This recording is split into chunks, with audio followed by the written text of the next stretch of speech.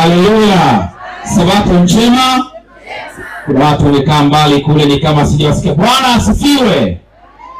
Niwakaribishe sana kwenye sabato ya leo kwa namna pekee sana, na tunadauzo dakika chache za msisitizo wa uinjilisti. Mwambie jirani yako kaa mkao wa kula. Bwana asifiwe. Kwanza nianze kwa kuwashukuru sana idara ya wanawake kwa namna ambavyo wamefanya mianzo mizuri ya uinjilisti. Hata semina zilizofanyika hapa ni udhihirisho kwamba wako tayari kuingia kazini. Kama uko tayari kuingia kazini, punga mkono namna hii. Bwana asifiwe sana. Kwa namna pekee ni shukuru sana yule mama ambaye alikuja na mgeni kutoka mbali sana. Hebu tumuone yule mama aliyekuja na Madam Christina. Hebu asimame yule mama. Sasa yule aliyekuja na wewe mwenyeji wako, si aje tu hapa mbele sasa mara moja. Imani. Yuko wapi mama Imani? Amina. Yaani mnasemaje kwa ajili ya mama huyu? Huyu mama amekuwa mfano mzuri wa uinjilisti. Mama, Mungu akubariki sana. Huyu amesema akija kwenye mkutano huu wa idara asije peke yake, aje na mgeni. Yaani huyu amekuwa mfano mzuri. Amesema siendi peke yangu, anaenda na mgeni. Kwa sababu ya hili alilofanya, mimi naombe mwenyekiti pamoja na wakurugenzi uje tu mumshike mkono kumpongeza kwa jitihada hii ya pekee sana. Na tunataka spirit yenye hii iendelee kwa kila mwanamke na kila mwanaume kusema siendi peke yangu, ninakwenda na jirani yangu. Naona kama mwenyekiti anataka aseme jambo hapa.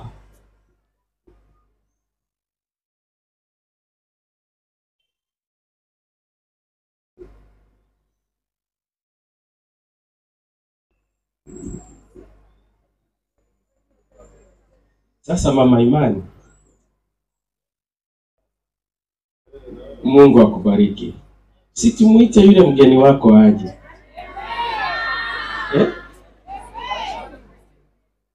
Aje hapa. Halafu unasikia wanachokisema huko? Ule wimbo wetu wa jana, ule wa kwanza, ule wimbo wetu wa kwanza, si aliimba nyimbo mbili? Ule wa kwanza, kwani yupo?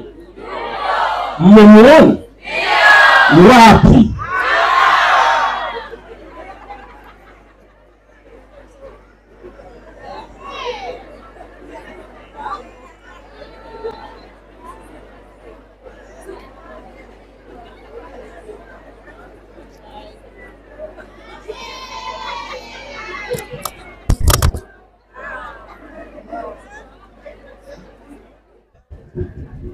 Mambo sawa. Niendelee kuweka msisitizo huo kwamba usikubali kuhudhuria ibada ya siku ya Sabato bila mgeni.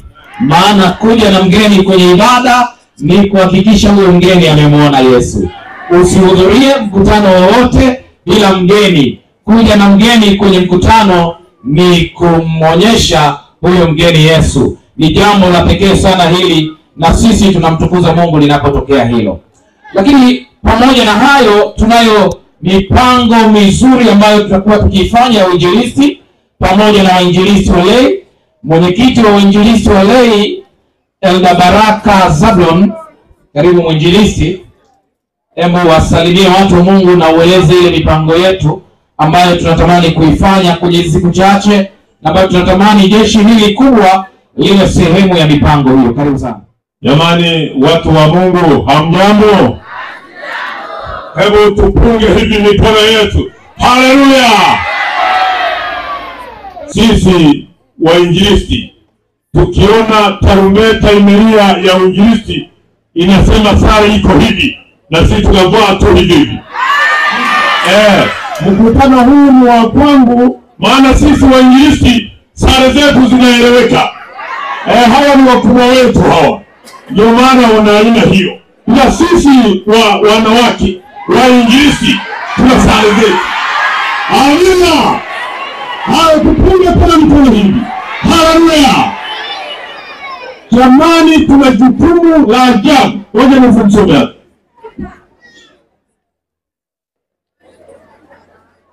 mambo makubwa ya kufanya, na tumedhamiria kufanya mapinduzi ya uinjilisti. Kamanda wetu kama alivyosema, lazima awe na watu ambao anawaagiza.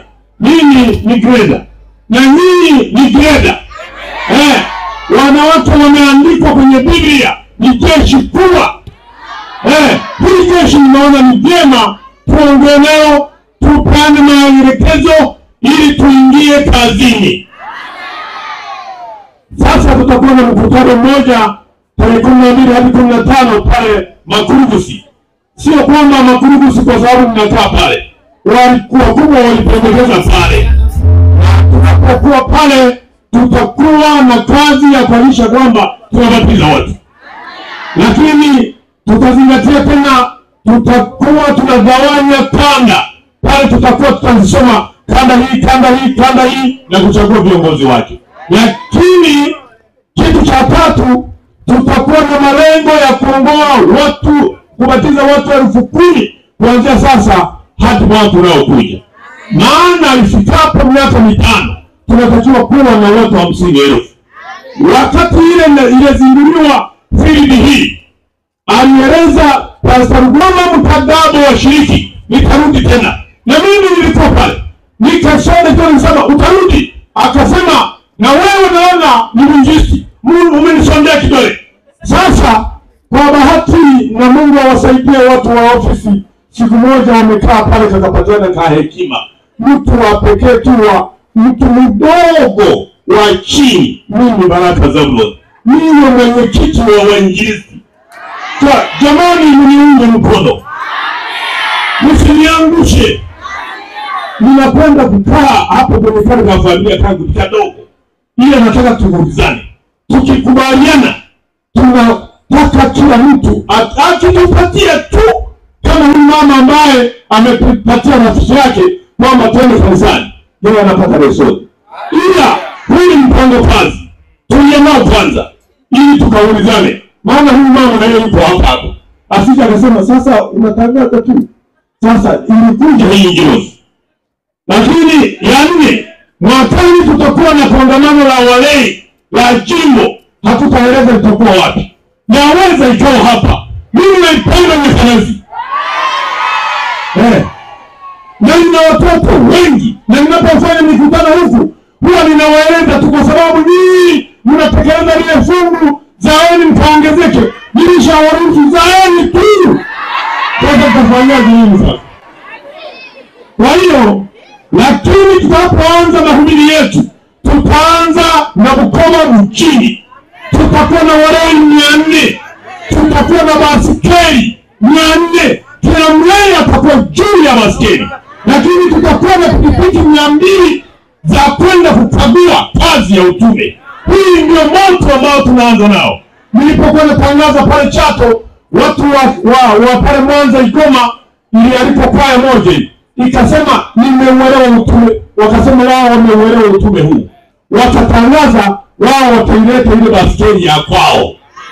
Kwa hiyo hapa ninao wajasiriamali ambao ndio mikurungu ya Yesu, kama yule Ruhinda nimelala kwenye gesti ya kwake. Huyu mtu mnyenyekevu na Yusufu, hao ndio ambao tunahitaji tuvute hili kokoro pamoja nao na nyinyi. Huu ni mpango kazi. Kwa nini tumefanya hivi? Wale wachungaji wa staff, kazi yao tutawaleta pale Bukoba mjini wakati tunaendelea na effort. Wao wanaingia tu kwenye ngazi zao, ikifika alfajiri wanakwenda kanisani, wanaomba. Wakitoka wanaenda kupumzika saa 6, wanarudi, wanaomba. Huku kazi inaendelea kupigwa na jioni ni hivyo. Ndio maana mwasisi ambaye alipokea jambo hili ni huyu Pastor Mujage, yuko hapa. Hata sasa hivi anaendelea kunisikia. Nilikuwa ninashangaa kwamba wao hawataki Sabato, lakini hivi tunazungumza, yuko pastor pale Katoo pembeni kidogo mwa Bukoba.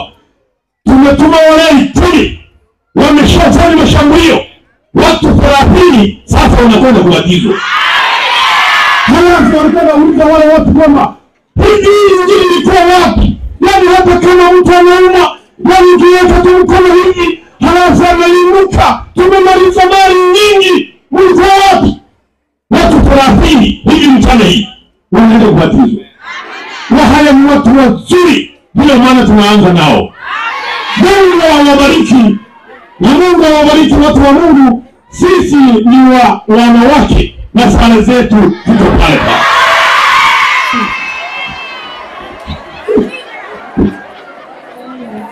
Asante. Bwana Yesu asifiwe.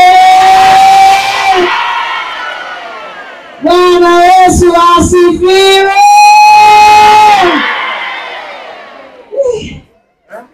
Nasikia raha ya mbinguni.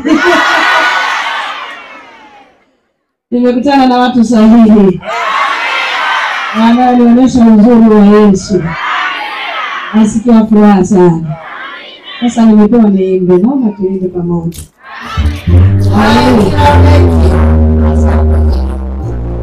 Haleluya. Wimbo unapatikana katika neno la Mungu kwenye Isaya sura 55. Amina. Karibu. Isaya 55 mstari wa kwanza unasema, haya kila unayekiri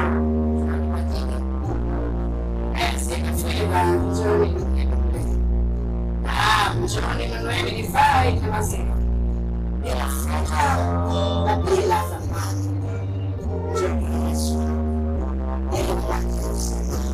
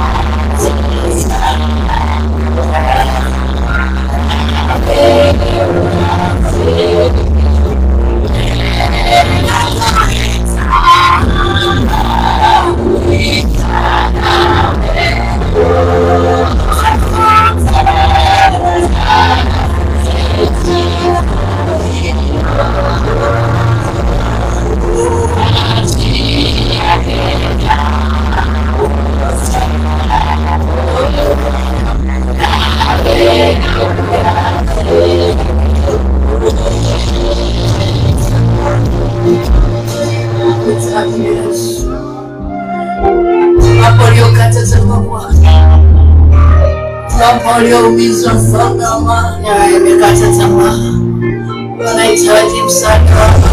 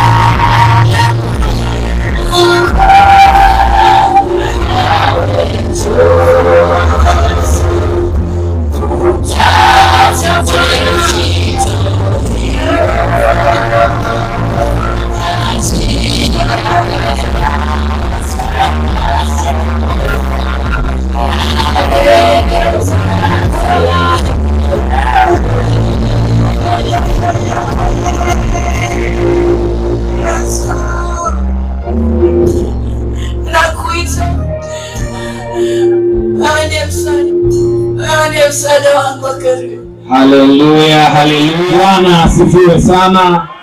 Mungu akubariki sana kwa huduma hiyo. Amen.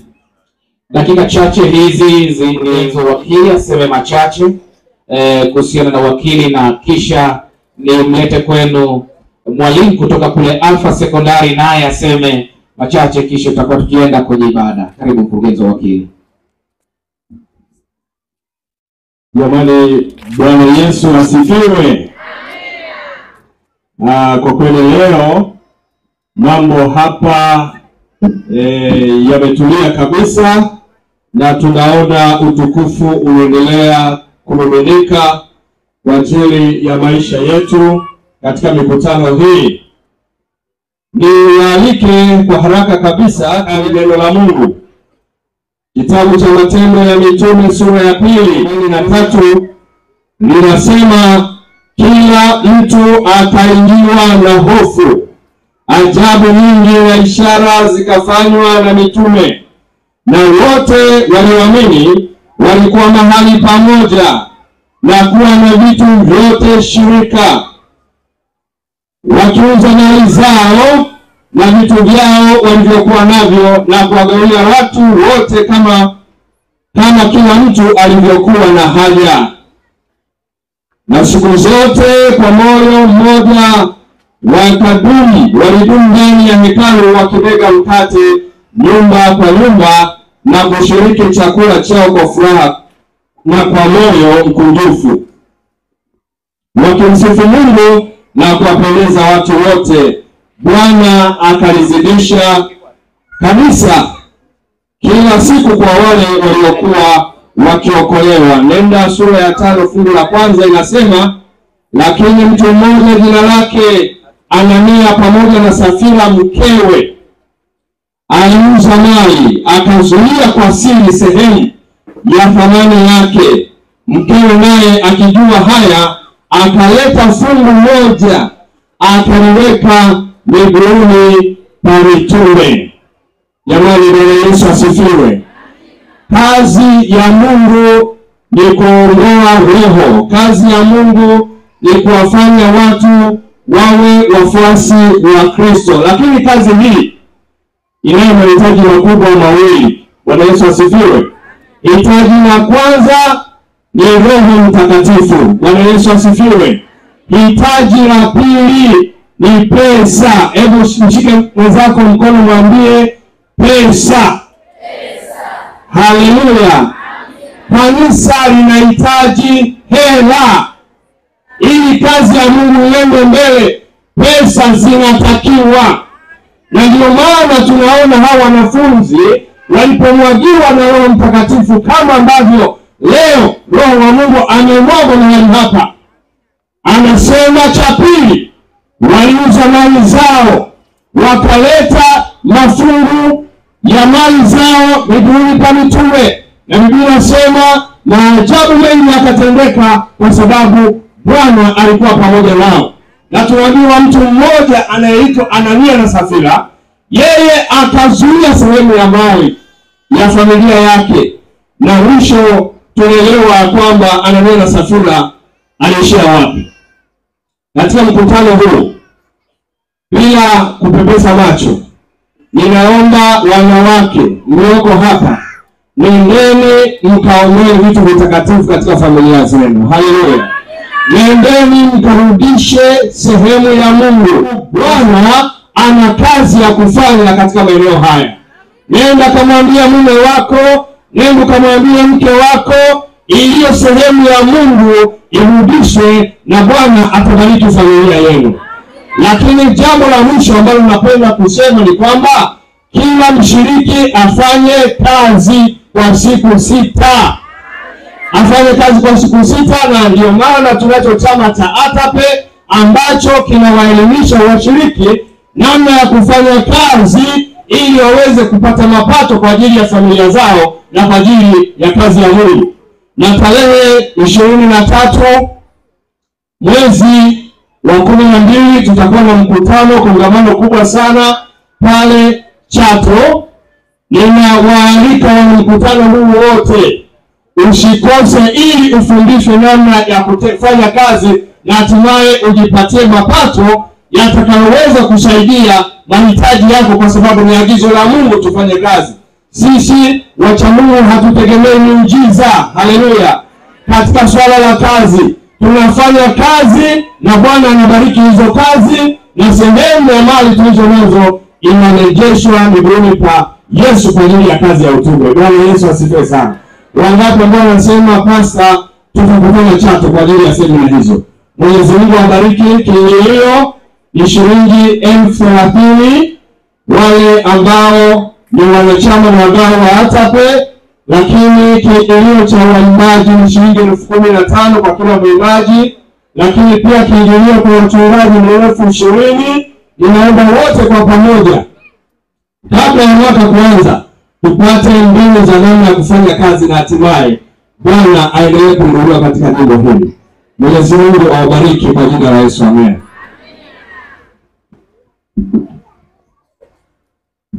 Bwana asifiwe.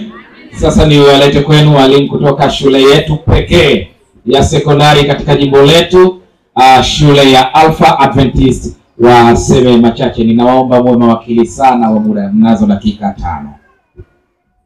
Bwana ni mwema wakati wote. Kwa kweli wanawake ni jeshi kubwa.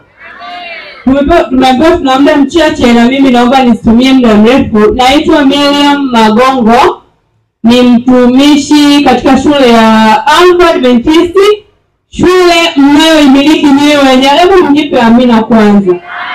Kumiliki shule sio kitu kidogo, ni kitu kikubwa sana. Hii shule inamilikiwa na jimbo letu la Northwest Tanzania Field. Ni shule inayoendeshwa kwa misingi ya kanisa. Katika hii shule malezi iko vizuri, malezi ni vizuri, lakini katika hali ya kiroho pia shule ya Alpha imedumu kufanya vizuri. Imekuwa ikifanya effort mbalimbali ikiongoa wanafunzi. Ni shule ambayo imekuwa nzuri. Lakini tukija kwa upande wa taaluma, shule ya Alpha Adventist Secondary School ni shule ambayo imedumu kufanya vizuri. Ni shule ambayo hautajuta mtoto wako kusoma pale. Ni shule ambayo itakupa bora ambacho unatamani mtoto wako akipate. Ni shule ambayo itaibua kipaji cha mtoto wako. Katika shule hii sasa inacho kitu bora zaidi. Tunayo mafunzo ambayo yanafanywa kwa kushirikiana na chuo cha VETA. Mafunzo haya wanafunzi wanayapata akiwa anaendelea na masomo yake ya pale shuleni, lakini anapata masomo ya ziada. Kama tunavyojua changamoto ya ajira sasa hivi imekuwa ni changamoto, tunamaliza vyuo mtaani hakuna ajira, lakini shule ya Alpha Adventist inamwandaa mtoto wako ili apate kitu kingine anachoweza kukifanya nje na taaluma yake ya darasani aliyoipata. Tunayo kozi ya mapishi, kozi ya ushonaji, electrical engineering, tuna motor vehicle engineering, tuna mambo ya fishery, tuna mambo ya plumbing, vitu kama hivyo. Kwa hiyo wanafunzi anachagua ni kitu gani anatamani ashona cherehani atafanya. Sasa nimkaribishe madam aweze kuongelea mambo ya pesa na mambo ya huduma zinazotolewa. Bwana ni mwema wakati wote. Jamani, tunakuja mbele yenu kuitangaza shule ya ada nafuu. Gharama zetu ni nafuu na ni za kawaida. Na hatulipi ada kwa wakati mmoja. Tunalipa ada kwa awamu 4.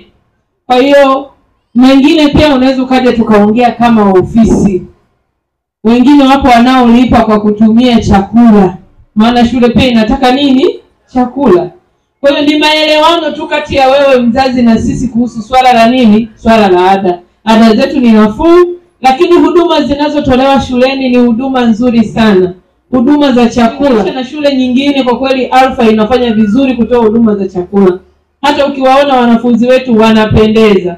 Wakija pale wadogo lakini akifika kwa mtoto anang'aa.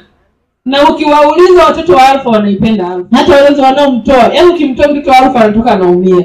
Sababu huduma zetu ni nzuri, tuna mabweni mazuri ya kulalaza. Lakini pia chakula chetu tunatoa mayai, tunatoa maziwa. Yaani tunawatreat watoto wetu kama watoto wa mfalme. Tunatamani wazazi waliopo katika huduma kwenye mkutano huo wana wa kike, wanawake wenye nguvu. Tunaamini nyie mkiamua kuwaleta watoto wa Alpha wanakuja. Na mtoto wako hutojuta, atakuwa na malezi lakini atakula vizuri, atalala vizuri, atafundishwa kazi za mikono, lakini pia kama alivyosema na pia ipo. Jamani karibuni. Tutawasiliana hapo, tuko na vipeperushi. Nadhani tunaomba kwa vijana Mtoni ingetusaidia kuvigawa. Ukihitaji namba zote ziko hapa, kila kitu kiko hapa. Karibuni Alpha. Alpha ni shule nzuri. Tunashukuru sana, tutegemee kuona Alpha. Tuna program ya Preform 1 inaendelea na tuendelea karibuni sana. Lakini nimesahau kitu kimoja. Kando na masomo ya ufundi, tunao masomo ya ujasiriamali. Mtoto wako atafundishwa kutengeneza sabuni ya maji, kutengeneza sabuni ya kipande, mafuta ya kujipaka, losheni na vitu kama hivyo. Kwa hiyo ni kitu ambacho wewe hautajuta kumpeleka mtoto wako. Karibuni sana. Jamani, Bwana asifiwe. Yale ambayo mmekuwa mkiyajifunza hapa kwa wiki moja, pale Alpha wanayajifunza siku zote za miaka 4. Kwa hiyo mtoto anatoka akiwa amekamilika. Karibuni sana Alpha Sekondari. Kidato cha kwanza tumeshafungua, kwa hiyo nafasi zipo. Unaweza kuwasiliana na walimu pale ukaona namna ambavyo mwanao anaweza kupata nafasi ya kidato cha kwanza. Karibu pasta, Mungu akubariki. Tumwabudu Mwenyezi Mungu kwa njia ya matangazo.